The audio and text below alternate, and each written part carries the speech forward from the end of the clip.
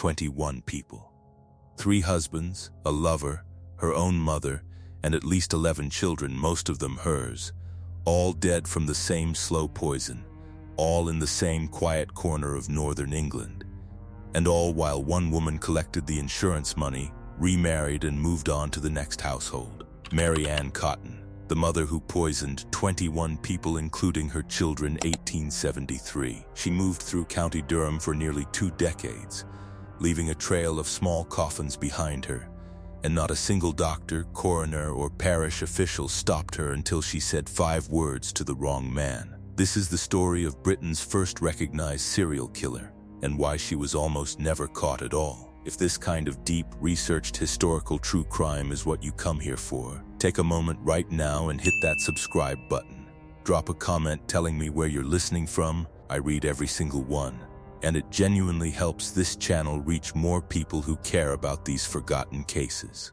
Now, let us go back to where this story begins. She was born Mary Ann Robson on the 31st of October, 1832, in the village of Low Moorsley, County Durham. Her father, Michael, worked as a colliery sinker, the men who dug vertical shafts straight down into the earth, connecting the surface to the coal seams below.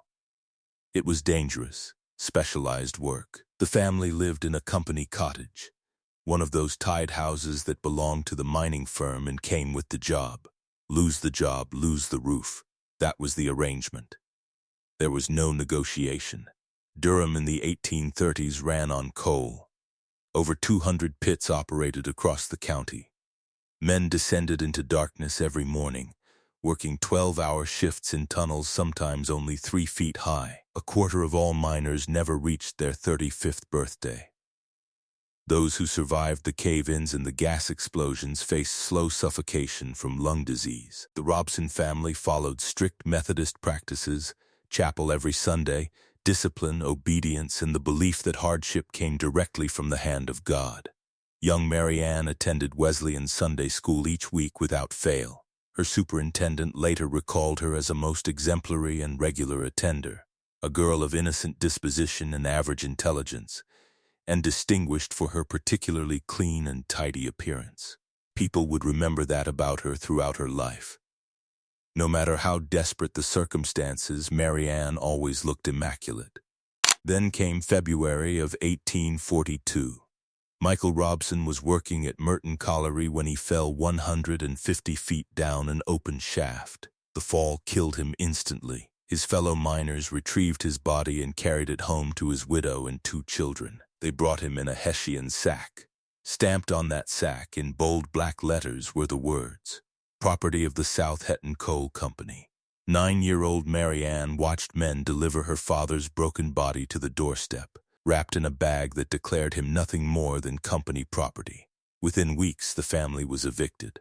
The cottage belonged to the mine, not to them. Margaret Robson, now a widow with 2 small children and no income, remarried within a year a miner named George Stott. It was survival, not romance. Mary Ann never warmed to her stepfather. At 16, she left home to work as a nursemaid in the household of Edward Potter, manager of the very colliery where her father had died. The Potter home was spacious, well-appointed, a world apart from the company cottages Mary Ann had known. She lived there for 3 years, tending Potter's 12 children, watching them eat well, dress well, and eventually leave for boarding schools in Darlington, the kind of education that girls like Mary Ann would never receive. When the last child departed, her position ended. She returned to her stepfather's house and trained as a dressmaker. But she had seen how the other half lived. She had tasted comfort, and she would spend the rest of her life chasing it. In 1852, at the age of 20, she married colliery laborer William Mowbray at Newcastle upon Tyne Register Office. They moved south to Plymouth, chasing better prospects. Over the next several years, Mary Ann gave birth to at least 8 children, possibly 9. The exact number is uncertain because registration, though compulsory, was barely enforced among the working poor. Most of those children died in infancy. Every death certificate listed the same cause: gastric fever. Gastric fever was a catch-all diagnosis in Victorian England for any ailment involving stomach pain, vomiting, and diarrhea. Poor sanitation and contaminated water killed thousands of children every year. 1 in 3 never reached their 5th birthday. So when baby after baby died in the Mowbray household, it seemed tragic but not unusual. Neighbors thought the family unlucky. Nobody suspected murder. The Mowbrays returned to the Northeast around 1856. William found work as a foreman and then as a fireman aboard steam vessels sailing out of Sunderland. A daughter named Margaret Jane was born in 1856. Another daughter, Isabella, arrived in 1858. Margaret Jane died in 1860, aged 4. A son, John Robert William, was born in 1863 but died within the year. Then, in January of 1865, William Mowbray himself succumbed to an intestinal disorder. He was around 39 years old.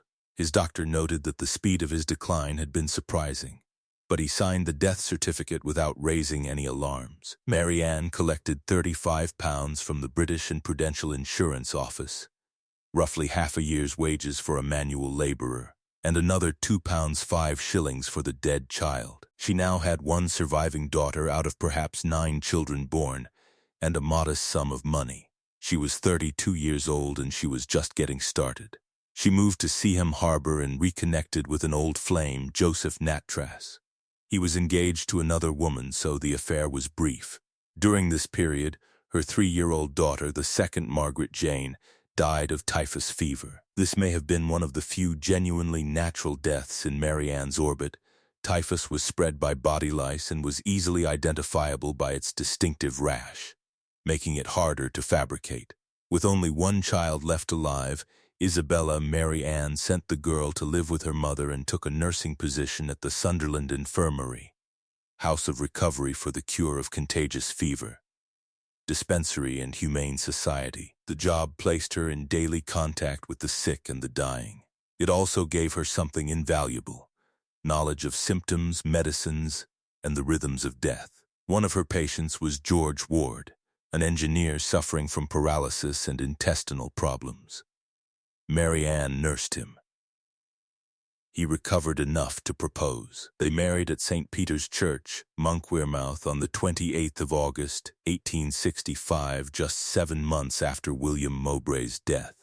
George Ward's health never stabilized. He suffered recurring bouts of illness, paralysis, stomach complaints, sudden decline, followed by brief recovery.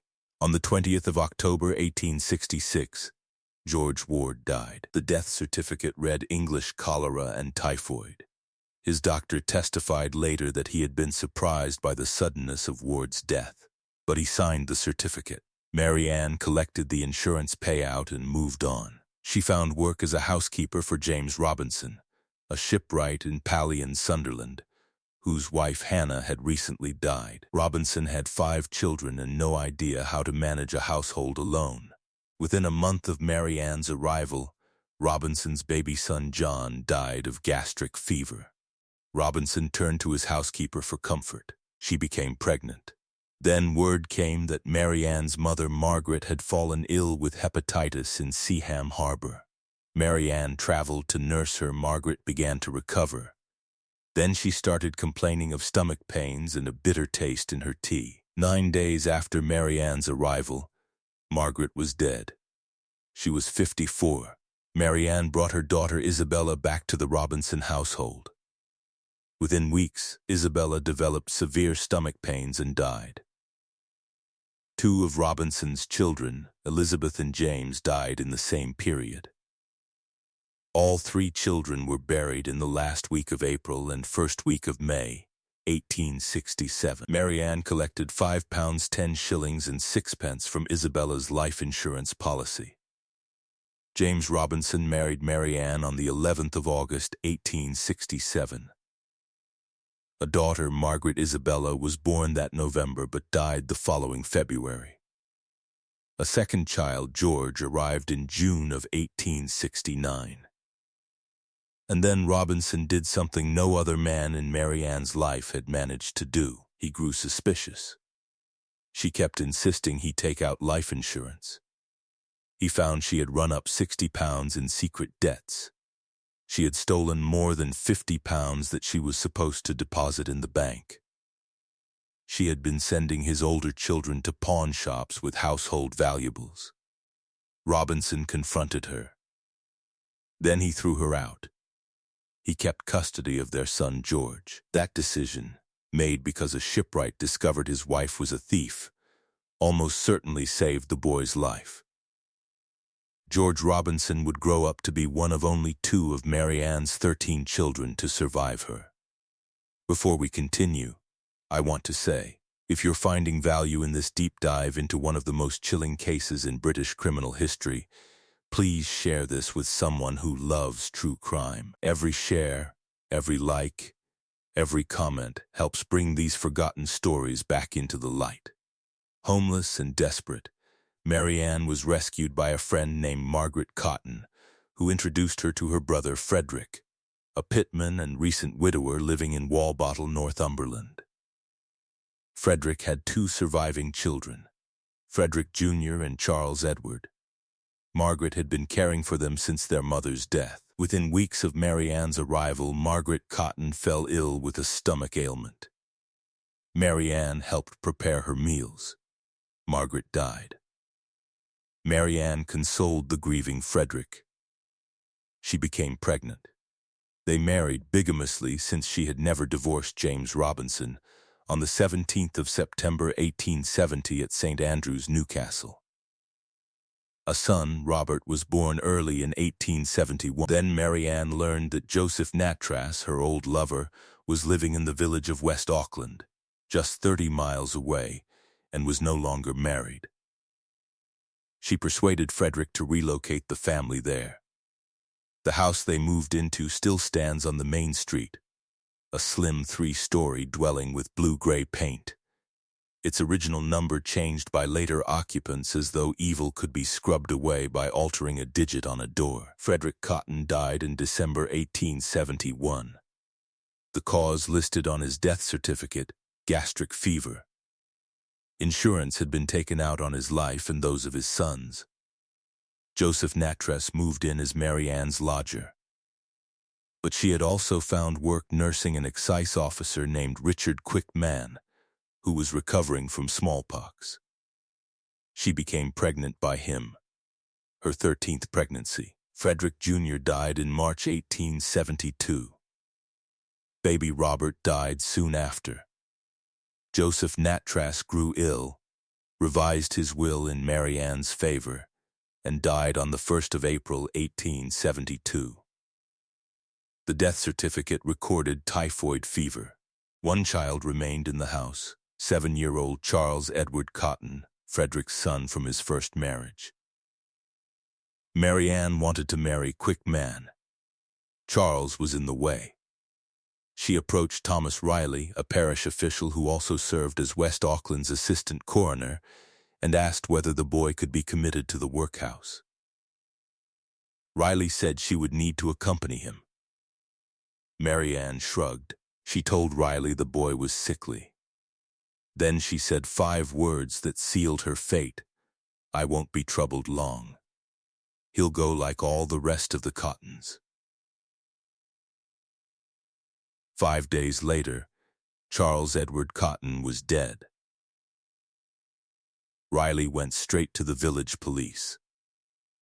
That remark about the boy going like all the rest of the Cottons had shaken him. He convinced Dr. William Byers Kilburn, who had attended Charles during his final illness, to delay writing a death certificate until the circumstances could be examined.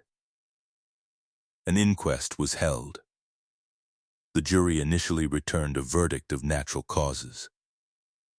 Mary Ann claimed she had used arrowroot to relieve the boy's stomach complaint. She accused Riley of fabricating accusations because she had rejected his romantic advances. It might have ended there. Another small coffin, another scribbled certificate, another quiet burial in a county churchyard. But then the local newspapers began to investigate. Journalists traced Mary Ann's path through northern England and discovered the staggering toll: 3 husbands dead, a lover dead, a friend dead, her own mother dead, at least 11 children dead, all from stomach fevers, all while Mary Ann collected insurance money and moved on to the next household. Dr. Kilburn had kept tissue samples from Charles Edward Cotton's body. He ordered tests. The results came back positive for arsenic. Police arrested Mary Ann Cotton on the 18th of July, 1872, and procured an exhumation of Charles's body. They also exhumed the remains of Joseph Nattrass, Frederick Jr., and baby Robert. Every body contained arsenic. The quiet village of West Auckland erupted. Crowds surrounded the Cotton house. People pressed against the windows, trying to peer inside, trying to see where so many had died. Mary Ann's trial was delayed. She was pregnant again. Victorian law forbade executing a woman carrying a child. On the 7th of January, 1873, she gave birth to her 13th child in Durham Gaol, a daughter she named Margaret Edith Quick Manning Cotton. The baby was taken from her immediately. The trial opened at Durham Assizes on the 5th of March, 1873. The prosecution was led by Charles Russell, a rising barrister chosen by Attorney General Sir John Duke Coleridge over another candidate named Aspinwall, a decision controversial enough to be questioned in the House of Commons. Russell would go on to prosecute several of the century's most famous poisoning cases, including those of Adelaide Bartlett and Florence Maybrick. The defense was handled by Thomas Campbell Foster, who argued that Charles had died from inhaling arsenic dust released by the green wallpaper in the Cotton home, a plausible theory, given that arsenic-based dyes were common in Victorian households. Foster also suggested the village chemist might have mistakenly dispensed arsenic powder instead of bismuth powder when preparing medicine for the boy. The chemist testified that no other powders were kept on the same shelf as the arsenic, only liquids. Under cross-examination, he admitted other powders existed in the shop. The prosecution's case rested on pattern and forensic science. The exhumed bodies all contained arsenic. A chemist named Thomas Detchen testified that a woman matching Mary Ann's description had purchased arsenic from his Newcastle shop 4 years earlier, giving her name as Mary Ann Booth. And then there was the statement to Thomas Riley, "He'll go like all the rest of the Cottons," words that implied foreknowledge, pattern, intent. The jury deliberated for 90 minutes. They returned a guilty verdict. The judge placed the black cap upon his head and sentenced Mary Ann Cotton to hang. In the weeks that followed, she wrote letters to newspapers protesting her innocence. She received visits from her Wesleyan minister, who pressed her repeatedly to confess. After prolonged resistance, she reportedly said, "I believe that I poisoned the boy." When the minister pressed her about the other deaths, she turned away and said nothing more. On the morning of the 24th of March, 1873, Mary Ann Cotton walked to the scaffold at Durham County Gaol. The executioner was William Calcraft, Britain's longest-serving hangman, a man who had carried out more than 450 executions over a career spanning 45 years. Calcraft was known for the short drop method, a technique that relied on strangulation rather than a clean break of the neck. Whether by miscalculation or by intention, the rope was set too short. The trap door opened. Mary Ann dropped. Her neck did not break. She hung there, conscious, struggling, slowly suffocating. Calcraft pressed down upon her shoulders, using his own weight to hasten the end. 3 full minutes passed before she stopped moving. She was left hanging for an hour, as was customary. Then her body was cut down and buried in the prison yard. No funeral, no mourners, no marked grave. Before we reach the end, I want to hear from you. What case should I cover next? Drop your suggestion in the comments. I am always looking for forgotten stories that deserve to be told.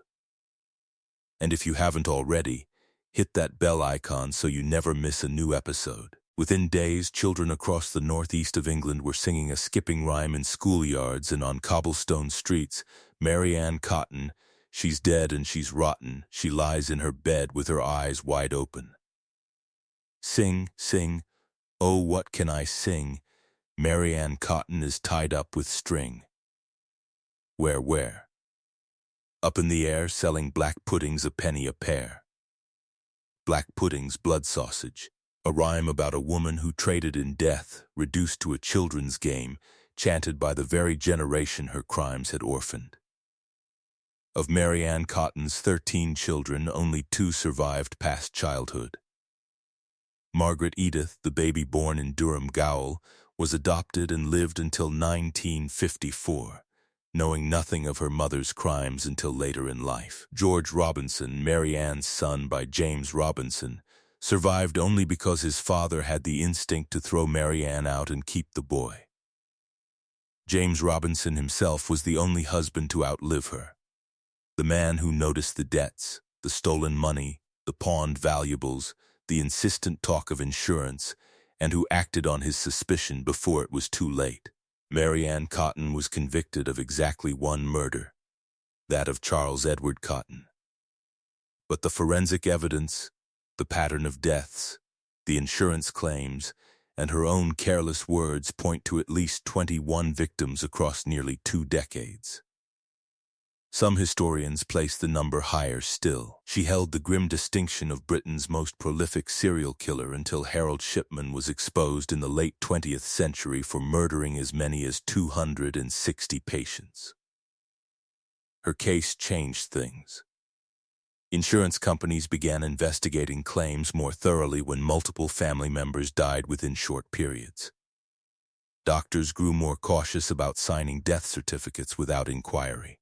The Births and Deaths Registration Act was strengthened. Compulsory registration was finally enforced, closing the gaps that had allowed Mary Ann to move from village to village, burying children whose births had never been recorded, and whose deaths drew no scrutiny. The sale of arsenic, already loosely regulated by the 1851 Arsenic Act, came under renewed parliamentary debate, and forensic science, the Marsh test for arsenic, the careful preservation of tissue samples, the willingness to exhume and examine, proved that even the quietest murders could be uncovered if someone thought to look. 15 years after Mary Ann Cotton's execution, Jack the Ripper terrorized the streets of Whitechapel. He killed 5 women, possibly more, and was never caught. His name became synonymous with Victorian horror. Books, films, and walking tours have kept his legend alive for over a century. Mary Ann Cotton killed at least 4 times as many people. She was caught, tried, and hanged. Her crimes were documented in meticulous detail. Yet she faded from public memory while the Ripper became infamous. Perhaps it is because poisoning is quiet, domestic, invisible, lacking the theatrical brutality of knife attacks in gaslit alleys. Perhaps it is because Victorian society could not process the idea of a mother systematically killing her own children. The dissonance was too great. It was easier to forget. The house in West Auckland still stands. The paint has changed. The door number has been altered. No plaque marks the wall. No memorial honors the children buried in unmarked graves across County Durham. Small bodies wrapped in parish shrouds, lowered into the earth by neighbors who believed they had died of fever. The records survive in parish registers and insurance ledgers and courthouse archives, bound in dust and silence, waiting for someone to turn the pages and remember what happened in those quiet rooms, behind those ordinary doors. In those years when a woman with a clean dress and a steady hand moved through the coalfields of northern England, and death followed her like a shadow that never quite fell where anyone could see it.